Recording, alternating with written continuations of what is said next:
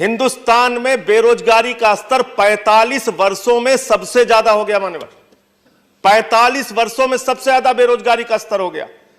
Automobile sector में बेरोजगारी, हर क्षेत्र में बेरोजगारी, और जो क्षेत्र बचे हैं उनको आप बेचने की तैयारी करते हैं। कभी हम लोग सुनते हैं रेलवे का डिसइन्वेस्टमेंट हो रहा है, कभी हम लोग सुन रहे हैं बीपीसीएल का डिसइन्वेस्टमेंट हो रहा है, कभी सुनते हैं कॉनकॉर का डिसइन्वेस्टमेंट हो रहा है, कभी एयरपोर्ट का डिसइन्वेस्टमेंट हो रहा है, कोल का हो रहा है। सब कुछ बेचने के ऊपर आप लगे हुए हैं। 21 पीएसयू जिसका जिक्र अभी राकेश कर रहे थे, उसको आप बेचने पे लगे हुए हैं। तो ये कौन सी नीति है?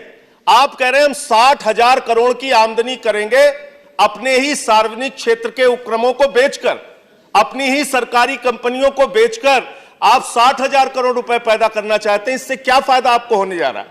जो मुनाफे की कंपनियां उसको आप बेच रहे हैं। कॉनकॉर एक कंपनी है माननीय रेलवे की सब्सिडरी कंपनी, उसको आप बेचने की तैयारी कर रहे हैं। 30% उसका शेयर आप बेचने जा रहे हैं। जो कंपनी 1600 करोड़ रुपए का मुनाफा दे चुकी है आपको पिछले साल, उस कंपनी को आप 30% उसका शेयर बेचने की तैयारी कर रहे हैं। 45 करोड़ से उस कंपनी की शुरुआत की थी और आज वो कंपनी 8,000 करोड़ का मुनाफा गवर्नमेंट को दे चुकी है। 25,000 करोड़ रुपए की जमीनें उसके पास हैं और आप उस कंपनी को, जो मुनाफे की कंपनी है, उसको बेचने की तैयारी आप कर रहे हैं।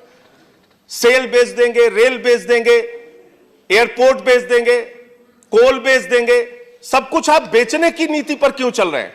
यह एक बहुत दुर्भाग्यपूर्ण पक्ष है जिसकी ओर सरकार को ध्यान देना चाहिए।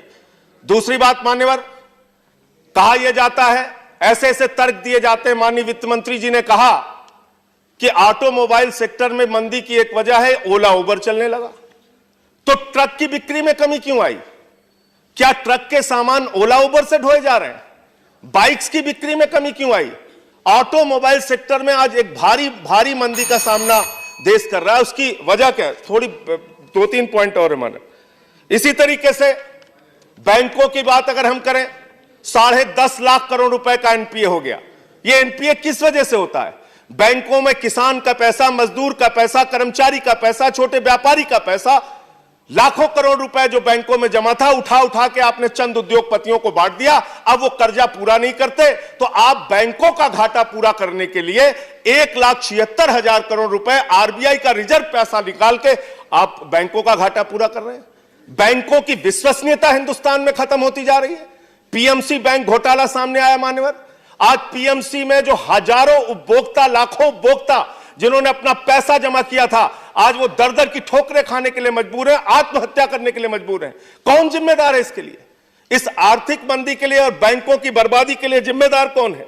कौन सी नीतियां हैं जो इस देश को पीछे धकेलती जा रही हैं? कंक्लूड।